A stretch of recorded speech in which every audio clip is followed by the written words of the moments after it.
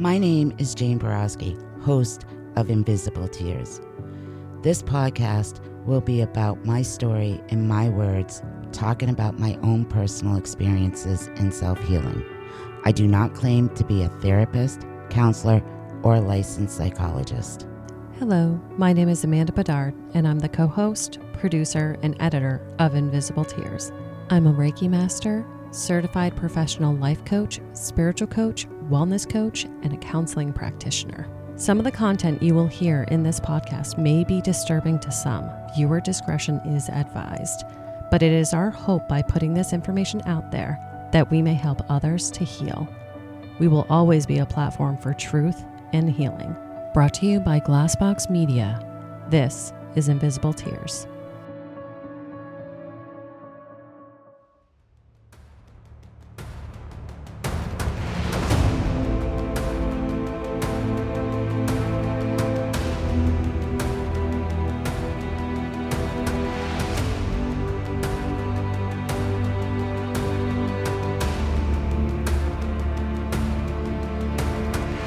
Welcome to the Invisible Tears weekly bonus episode, where we react to the Dark Valley episode that dropped last week.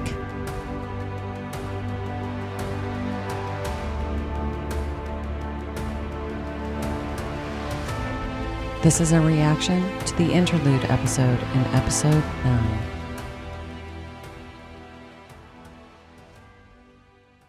Welcome to Invisible Tears. Amanda here, co-host of Invisible Tears. And today I am here with our host, Jane, and our co-host, Drew. How are you guys doing today? We're doing great. I'm doing good. Great. Good. Yeah. Fantastic. So today is a reaction episode, and we are actually reacting to the Dark Valley Interlude episode and Dark Valley episode 9. I know it's slightly out of order, but you guys have to understand we actually listened to them a little bit ahead of time, a little bit before you guys, just so we have time to do the edits and actually get them up in time on our feeds. Yeah, thank you, Amanda. Yeah, so I listened to both of them, and do you guys want to start, or I would like to jump right into the Interlude episode? Perfect. If you guys are okay with that. Of course. Go for it. First of all, I'd like to say that episode was a little bit difficult for me to hear because it was talking about the autopsies. It was difficult for me to hear those details about these women that we have been talking about a lot and about who they are. And it's almost like I've gained a more personal connection with them since we have been finding out so much information about them. So then listening to the autopsies and what connects them all, what connects all our cases together, that was a little difficult for me at first. I had to kind of like switch my mind over from, okay, knowing these women, like I felt I knew them personally, to they're victims of a homicide. And that was a little difficult. But it also, on the same end, answered that one most important question that everybody keeps asking us. How are these cases connected? Yep. And, you know, we speculated over the past couple of years on how they were connected, or how the authorities were connecting them all to the Connecticut River Valley serial killer. But with hearing about these autopsies, it definitely tells us how they're all connected.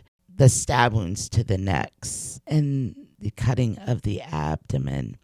So as I'm listening to all these same scenarios with all these autopsies, I was kind of like really thinking in my mind, this brings a lot to my attention.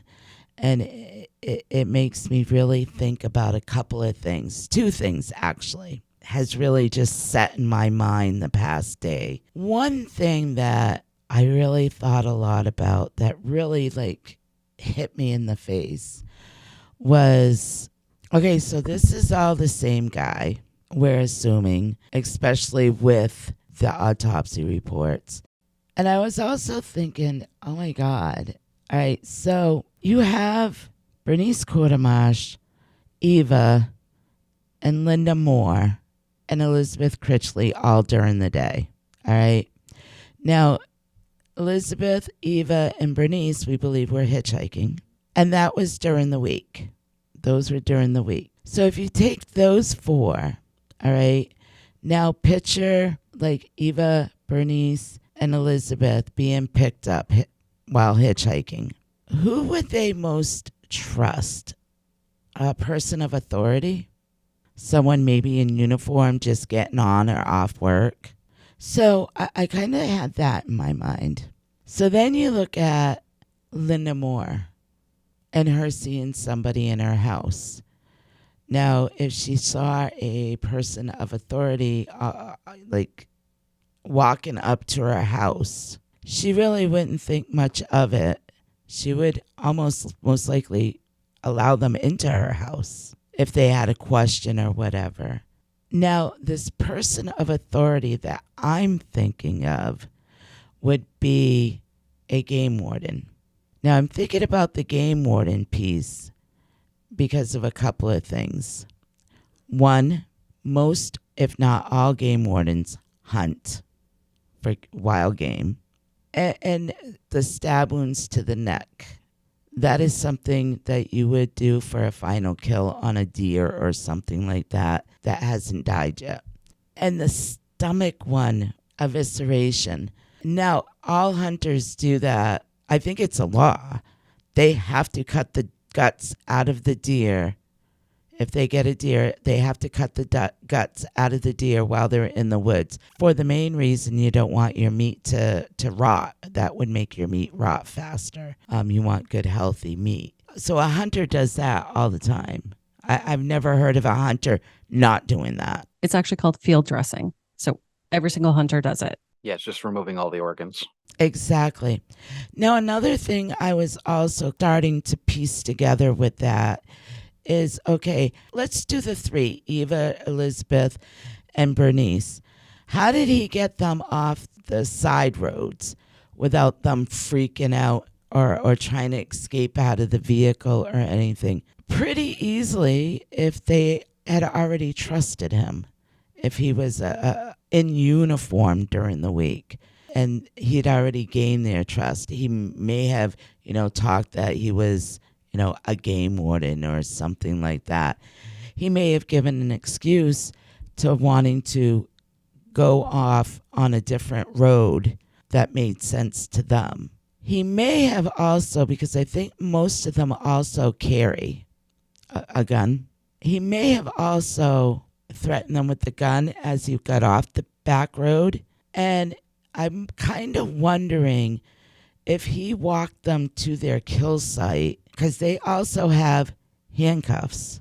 Did he maybe have them restrained with handcuffs while he was walking them out through the woods to their kill site?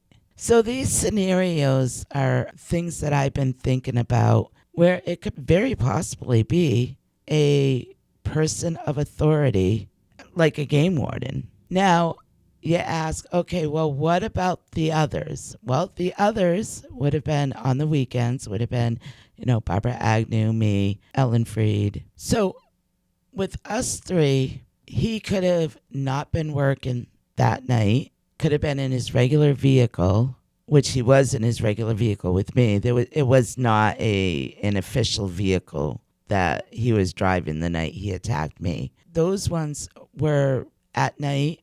On the weekend, he would have had his regular vehicle. And yeah, there would have been more fighting. Like I fought, Barbara Agnew fought. And I'm going to assume that Ellen fought. Now, if you take us three, we fought because he wasn't in uniform. He didn't have an official vehicle. And we felt threatened. So we did fight. These are just things that I'm thinking about. Now, Linda Moore. That was very interesting that they found branches and leaves or whatever in the house. So that kind of confirms what Andrew thought. He was in the backyard. He was in the backwoods. Yeah. I thought that was very interesting because I think that's the first time we heard that. Yep, first time. That was some really good info to hear, that He wasn't just walking down the road. He wasn't walking by, and he didn't drive there. He was come from the backwoods. Now, for those that have investigated Steve, how many times, Linda's husband, why the heck would he come from the backwoods when he lived there? He would have drove in the driveway, walked in the house, and whatever. So, I mean, that just gives me another reason where they have no reason in this world to keep investigating Steve. Eliminate him. He's done. He's innocent. He did not kill his wife. That's my opinion. But those are the few things that I took from that episode. And Eva, she was almost decapitated. I almost want to think that that was not her first interaction with this guy. The way that he stabbed her in the neck was so personal. So personal.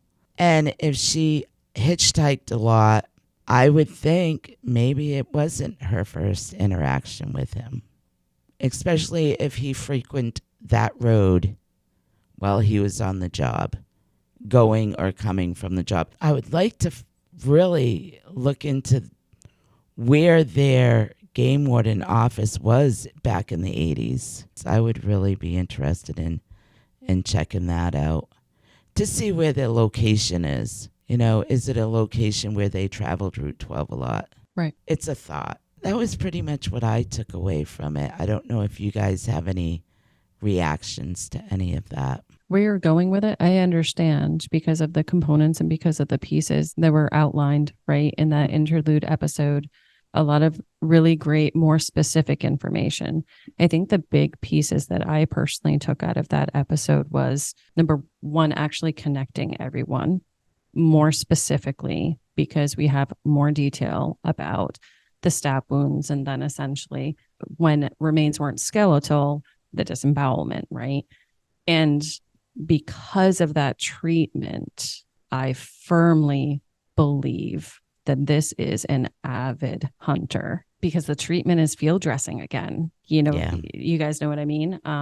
Those were the two big components and pieces that I was thinking in my mind. So as I think about how we've been sort of throwing out theories, you know, maybe he wasn't actually driving around looking for people, and maybe he was sitting and hunting and had specific places. I think that's where my gut's taking me a little bit more, is I think he was a hunter, but I think he actually was a stationary hunter. I believe that he was a stationary hunter when it came to Kathy Milligan, me, Barbara Agnew, and Ellen Freed.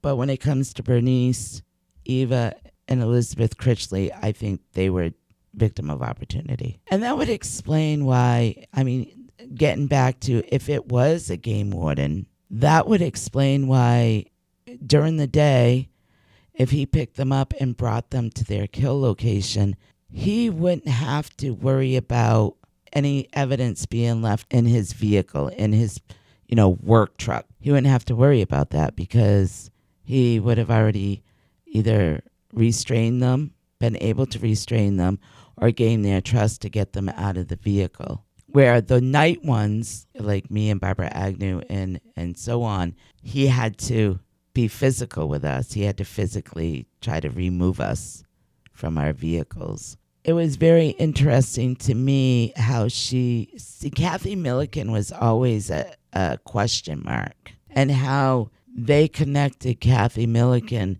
with Barbara Agnew was very interesting with that abdomen cut, because both their bodies had evidence of that. I mean, all the bodies, I think, had evidence in one way or another, especially with the necks. But those two, how they were so far apart in years and in mileage, that I truly believe Kathy Milliken was number one. She was the first. So I do just have a couple of comments about it being a game warden, though. When we look at Eva and also Elizabeth Critchley, he couldn't have picked them up when they started hitchhiking. if that was the case, because he would have been out of his jurisdiction. Oh no, game wardens have they don't go by towns. Right. They But go by counties. wasn't Eva picked up in Bellows Falls? She was hitchhiking from Bellows Falls to Claremont. North Walpole. And then Elizabeth Critchley was from Massachusetts into New Hampshire. I think that Elizabeth Critchley may have gotten a couple of rides up here. Because even like they said, that's a 2-hour drive. Mhm. And to find somebody to pick you up in Massachusetts and bring you up to the Claremont area, that is like few and far between. So I really believe she was picked up a few times to actually be brought up to the area. But I think like the game warden in Keene covers Winchester, Hinsdale, Swansea, Keene, Chesterfield. Game wardens cover a large area. Right. So that game warden would have covered North Walpole, Claremont, Springfield, Unity, Newport. So that one game warden would have covered a large area. Right. But it really does say, okay, but Elizabeth Critchley, he wouldn't have been able to pick her up in his car unless she was in New Hampshire getting hitchhiked.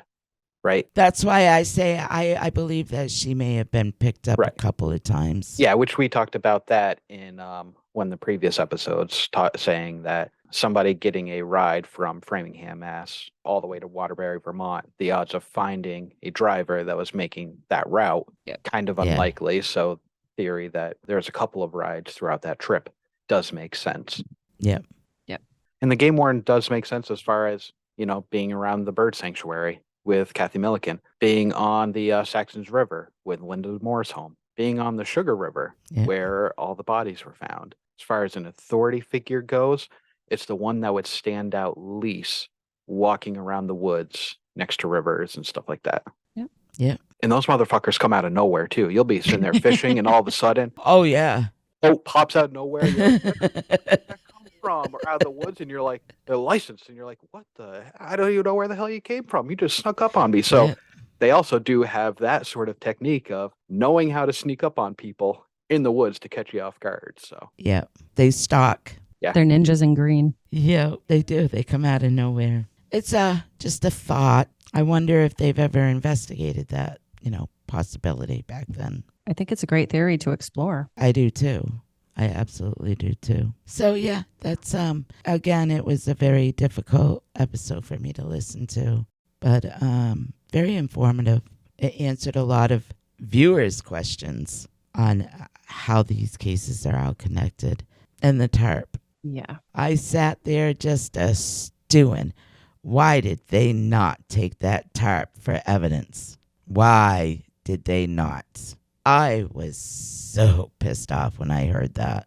As was I, Jane, but I have to be honest, I wasn't surprised, which is almost even worse. Like if you find a body wrapped in a tarp, I would say it's evidence. But that's just me. I'm not a police officer. I realized back in the 80s, they did not have much to work with as far as solving murders and collecting evidence and stuff like that, because there wasn't DNA and there wasn't the forensics testing that they can do today back then. But they took the time to form a task force because they knew that they had a serious problem. They knew that there was a serial killer. Now, if you form a task force and you take the time to do this, you would think that they would be more vigilant with collecting evidence at all these sites.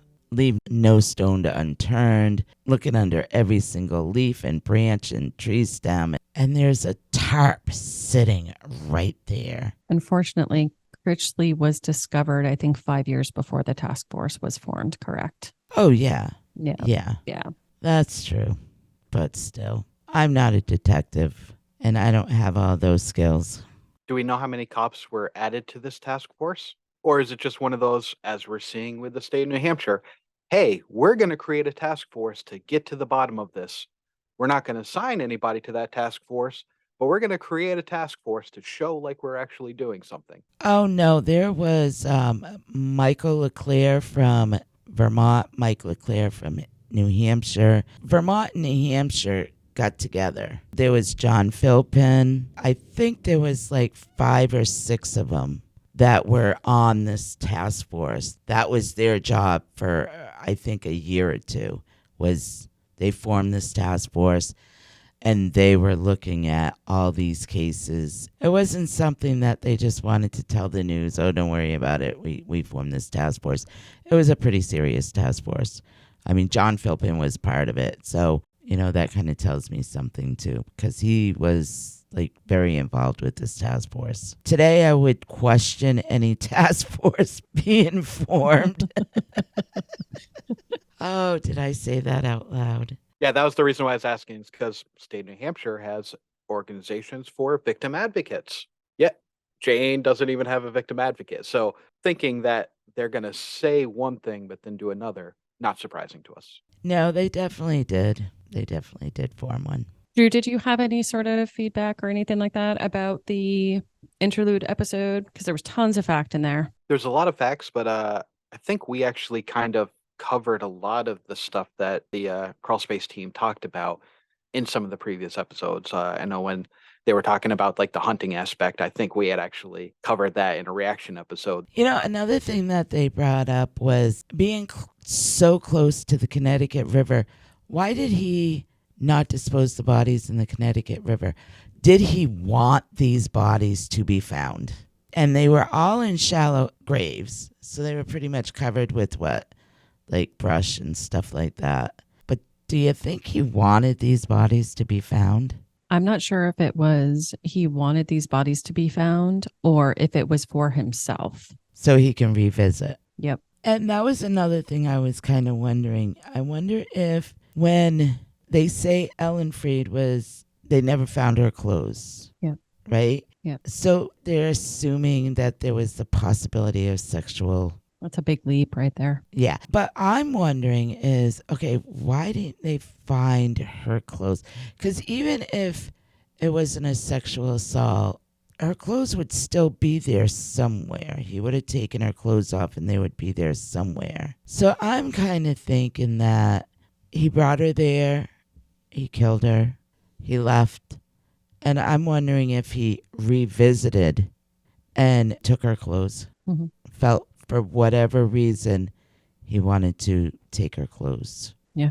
I mean, it's really unknown as to whether or not, he sort of took anything off of victims, but it could have been any sort of variety of things too. I just find it odd that, her clothes weren't there at all. So he had to have taken her clothes or something took her clothes. Right. I'm sure if somebody found clothes there, it would have been by her remains and they would have seen her remains. Or it goes back to, did the river take her clothes after she was decomposed, when her body was down to skeletal remains? Would it be possible that the river overflowed and took her clothes? Yeah, with all the flooding that Drew outlined and found around that area, could have been a combination of possible river flooding and environmental sort of damage, but also animal activity as well. It's kind of We don't know. odd that her clothes were not there at all. Or there may have been some of her clothes, but they're not sharing that. We might not know all of that. I mean, what was the other thing that she brought up? She clarified. Bodies being 500 feet rather than 500 yards apart. Yeah, that. There was something in the news that the news have always had in there, but she verified that wasn't so. Kathy Milligan wasn't actually taking pictures. She only had binoculars. That is it. Yeah, that's actually a big piece too. That is a big piece. And that it was later in the evening too. It was 5, 6 o'clock. Yeah. So, I mean, if you read it anywhere online, she's taking pictures. Right. And then they found no camera but binoculars, so she was pretty much bird watching instead of taking photos. That was a pretty big piece of clarification of evidence. And it would be interesting to know whether she did normally bring a camera with her. So did she possibly have a camera with her and then he took it? Yeah. Did she somehow accidentally capture a picture of him while he was stalking her or whatnot? Yeah, that would be interesting. Yeah, because it very well could have just been an assumption because that was something that she typically did. So it very well could have just been an assumption to everyone. But it is important to note that the camera was never found. So, Unless the camera was in the car and they don't want to reveal that. That's why they're saying she was there with binoculars watching birds and not taking pictures, because the camera might have been in her car. I mean, I would see why they would not want to reveal that. Anything else on that, you guys? I don't think so. It was definitely a fact filled, good clarification episode and a good roundtable between all of them. Yeah, it was great. It was great. Again, Jen is not disappointing at all with her work. We'll be right back after a quick word from our sponsors. And now back to our episode. So we also are supposed to do a reaction episode to episode 9, where she talks about a very well-known person of interest. Is that what we want to call him? Yeah. Michael Nicolau. Yep. We've already done an episode on Michael Nicolau, and I think Jen covered why he's really not a suspect in the Connecticut River Valley cases. I think she covers that very well, and I really don't have much to add to that. I'm really glad that John Philpin expressed how much he just wants to move on from Michael Nicolau, and that he's not the Connecticut River Valley killer. And he has reason to absolutely say that, but he couldn't share it. So there must be some kind of something eliminated him from being a suspect or a person of interest in these cases. So some piece of actual fact and information. You could tell by the very stern way that he was quoted when he was talking. He was like, I'm clearing this up once and for all. Yeah, you could tell he's done with the conversation of Michael Nicolau and just wants to put it in a suitcase, pack it away, and ship it off. Mm-hmm. Yeah, so if anybody's interested, it's our season 1, episode 10 episode titled It Wasn't Michael Nicolau. This we definitely dive into deeper, talking about Michael Nicolau, talking about Delbert Tallman, talking about Gary Westover, the resident from Kellyville. While we cover all of these different people of interest, or names that you'll find on message boards, and actually I believe we eliminate all of them out of the equation. So definitely, if you want to hear a little bit more of our in-depth analysis of each person of interest, definitely check out that episode. Yeah, and I think we also talked about it with John Philpin too. Yep. I think he had talked about a few of them. Yeah, go back and listen to those episodes. And I think throughout the episode, it was really great that Jen was able to speak with Ben Montgomery too. Yes. That journalist. I think that he really helped fill in some blanks as far as timeline and how everything sort of developed with, the Nicolau sort of framing. There were really great pieces of information that he could fill in. So it was more clear. I'm glad that she was able to get him on record and actually interview him. Yeah, because he really was, even though he was in close contact with Lynn, he really did look at everything with an open mind. Right. And I wish I knew that then when I talked to him, like I know that now. But yeah, I did appreciate how he did, he was doing his job the right way. He was looking at everything with an open mind. And he was looking for that solid evidence, that solid fact. Yeah. He was looking for that proof.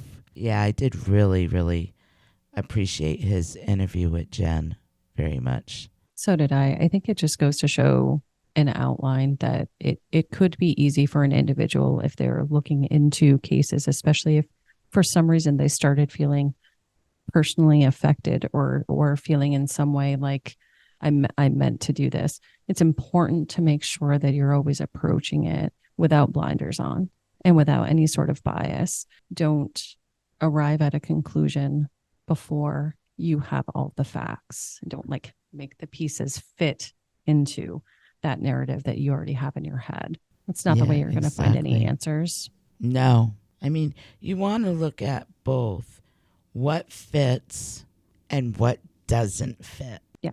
And just because something fits and something comes along and doesn't fit, it still doesn't mean they're innocent. It just means, okay, I looked at this information and this information doesn't fit.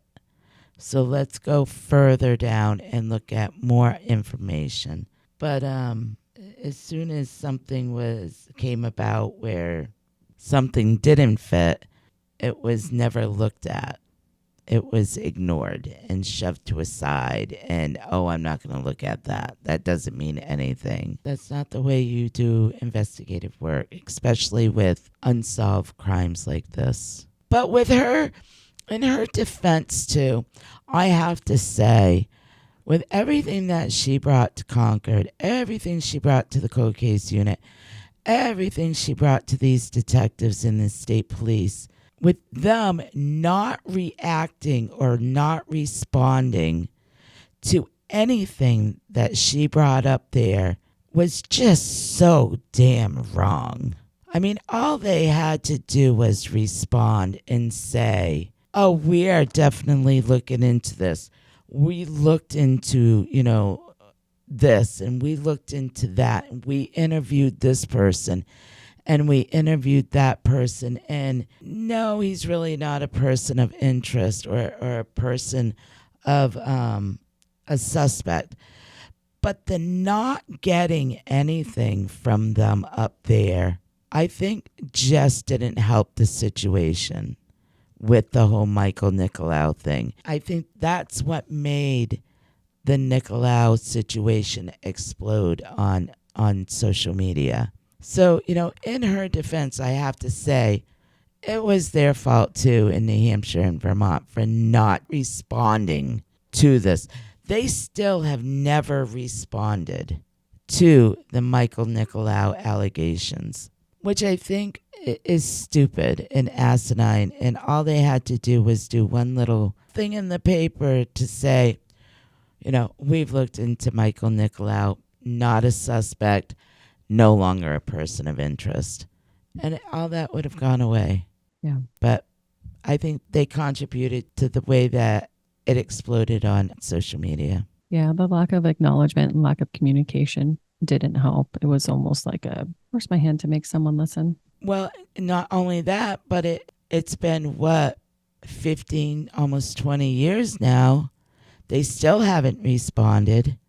So people still have that in their mind that he's still a person of interest. He's still a suspect because they still won't respond even after all these years and after it being on social media everywhere. They still don't respond. So social media is still feeding on this. And it just, it's frustrating. I think in the episode too, I actually wrote down a note. I think it was interesting for Jen to actually make the connection between the wrong composite sketch and how closely that wrong composite sketch actually looked like Nicolau when he wore glasses. So if everybody's remembering, in the Linda Moore case, there was a composite sketch that was put out there because cops and detectives wanted to speak with somebody that they thought was probably a witness. That person was identified, talked to, and eliminated as a suspect, but it still floats around on the internet as this is another composite sketch of the Connecticut River Valley killer. And it's not. So that piece of that composite sketch and how similar that actually could look to Nicolau when he's wearing glasses, that piece is interesting. And I liked how Jen actually outlined that. Yeah, I did too. And Lynn with the butterfly figurines. That threw me back when I heard that because I was like, Jesus Christ, the full circle really is going to be the butterflies. Yeah. For the record, that is a coincidence that Jessica and we are very, how do I want to say it? Our thing is the butterflies. And yes, Lynn's thing is the butterflies, but it's not like she got us into the butterflies or we got her into the butterflies. Full on coincidence that we all feel a connection to butterflies. it was interesting to hear a little bit of the Dr. Phil show. Because I remember when this came out, this was one of those like, I remember when you first told me about Jane, I was excited for you. I was like, oh, this is gonna be so great. But then I remember seeing you like a couple weeks after the filming, and you're like, I absolutely hated that. And then when I actually was able to see the televised version of it, I remember thinking to myself, you look so awkward. It looks so forced. And I could tell this wasn't doing you any good. You could read that all over your face, the body language. It always struck me as that was the one time you've done a program where you look like you did not want to be there and you did not want to talk about it. I did not. If I could turn back time, you know, I'm sure everybody wishes that at one point or another in their lives. I wish I never did that show. It was not what I thought it was going to be. It was not what it was supposed to be. I wish I never did it. For the record, Dr. Phil does not help anybody. He does not help anybody. I did not meet Dr. Phil until I was on stage. And that was the only time I saw him, except we went behind in the back and he took a picture with me and Jess. But other than that, I never saw him. I never met with him. He never met with Nick before Nick went on stage. It was all his people, like, his producers and whatever you want to call them, his assistants or whatever. Nobody actually ever talked to anybody about, like, anything. It was like, we recorded this, we recorded that went up on the screen. They had us meet and did that stupid sit down thing, and it was horrible, and I wish I never did it. But I did. I just wish it could have helped Nick out a little bit more than it didn't. Because I certainly wasn't there for me. I was there for him. Oh, yeah, and I think we were probably there for Lynn, because Lynn definitely got a shout out, and it was what it was. That show will haunt me forever. Haunt me forever. Hopefully, we'll replace them with better experiences on shows going forward. Make that a little bit more present in your mind. Yeah, compare that to all the interviews that I've done on different podcasts over the past year. They wanted to talk about my mental health. They wanted to talk about, what I had been through after my attack, and concerned about, what it had done to my life and my healing and all that. It's like these shows and these podcasts, they actually cared about me, where, everything I had done with Lynn had never done that for me. They were never done to benefit me and my mental health, ever. Yeah, because by the time you did Dark Minds, she was out of the picture already, correct? Oh yeah, she definitely was. But even when I did Dark Minds with Phelpsy, there was a lot of conversation before I decided to do that with him. He had to gain a lot of trust with me, and he did. He did gain a lot of trust with me. He was very different than Lynn. Well, his backstory, you could understand why he would be treating you with respect and understand the delicateness of what you went through. Oh, absolutely. The compassion, because his sister-in-law was pregnant and murdered down in Connecticut. Because of that, he has showed me a lot of compassion and caring, and didn't push me into anything. And yeah, it was very different. Yeah. And you could see that come across too. When watching you on that show, you saw that there was that compassion and that you were in good hands. Especially compared to Dr. Phil just a couple of years earlier. So yeah, definitely. For those of our listeners that are actually wondering, so Jane calls him Phelpsy, but we're talking about M. William Phelps, Dark Minds. Yeah, I was his very first episode on his very first season of Dark Minds. That was a great show. It's too bad it didn't continue. What a great guy. So, anything else, guys? Another great cliffhanger that she left it on. You guys know who she's going to bring up in the next episode. So we know who's going to be in episode 10 talking about the brothers, essentially. Yeah. So This one we'll definitely have more to say about because Yeah. we did not touch on these guys during our Yeah. suspect episode, but throughout our research, you would come across their names when looking into other New England related crimes. yes, Yeah, she's really now diving into who done it? persons of interest. This is going to be real interesting. And yeah, Dark Valley, she does not disappoint.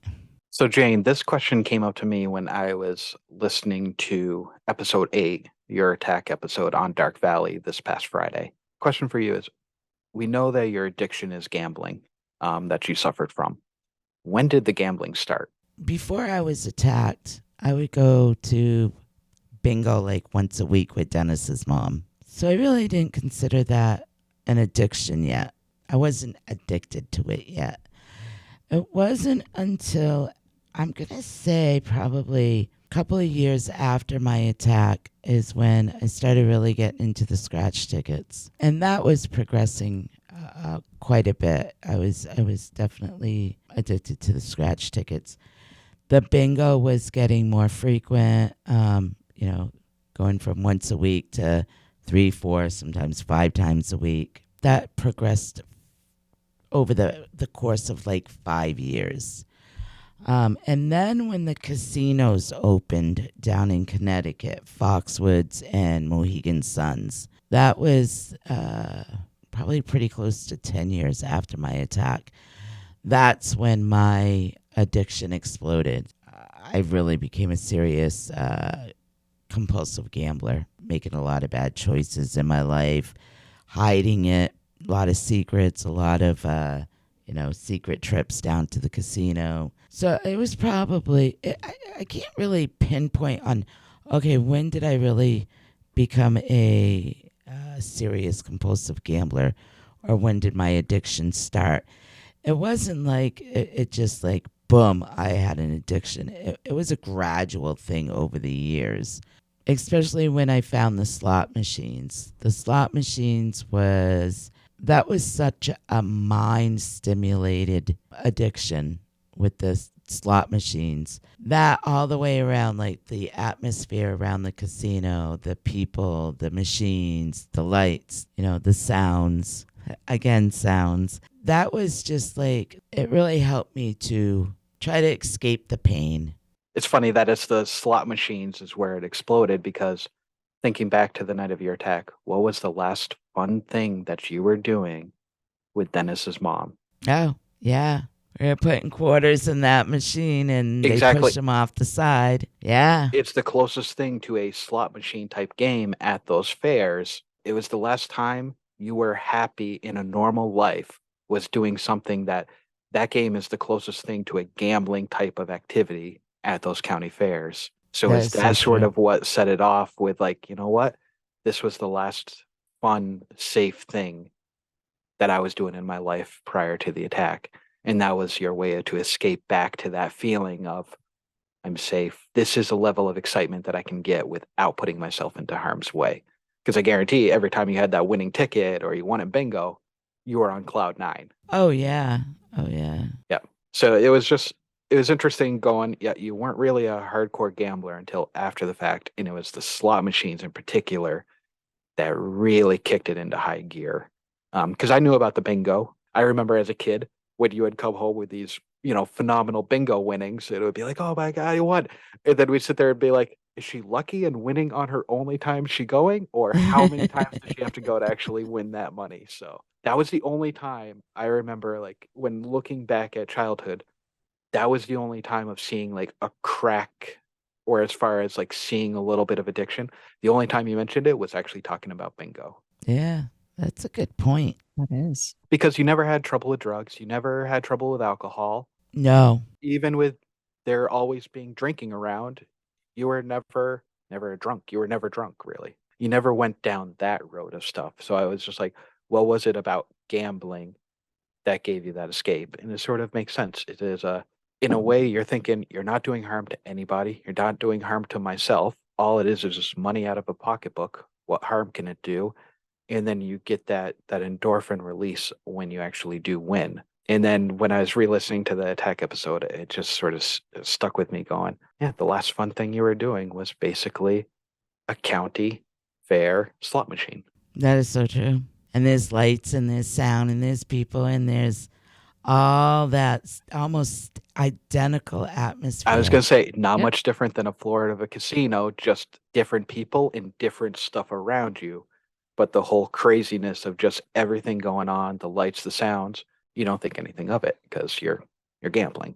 Yeah. Did your therapist ever talk to you about that? Well, not that specific, but obviously my counseling began with the gambling addiction and then reverted over to my attack.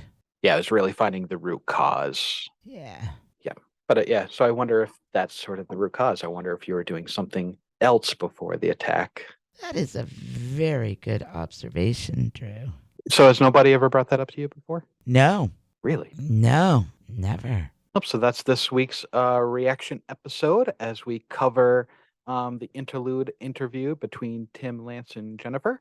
And then also the suspect or the first suspect episode where Jennifer talks about Michael Nicolau and also Lynn Cardy. Next week's episode, we'll be digging a little bit deeper into the next persons of interest that Jennifer is bringing up. We're excited to listen to that. I have a feeling we both all know where, which road that's going down. So it'll be interesting to hear other people's take on what she's been able to find.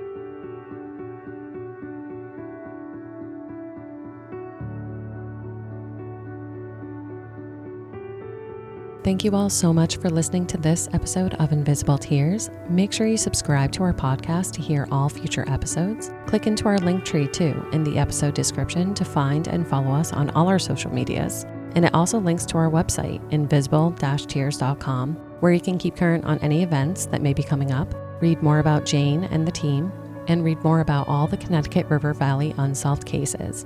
If you want to learn more about my wellness practice, Guided Path Wellness, head to guidedpathwellness.org. There you can read more about me and my certifications, more about the Reiki and coaching services I offer both in person and remote, and read all about my products for sale that I make through the practice. Feel free to utilize the Contact Us section on the website with any questions, or utilize that free 15-minute consultation booking button if you have any questions about what might work for you. Evil may exist in this world, but we will not let it win. See you next episode.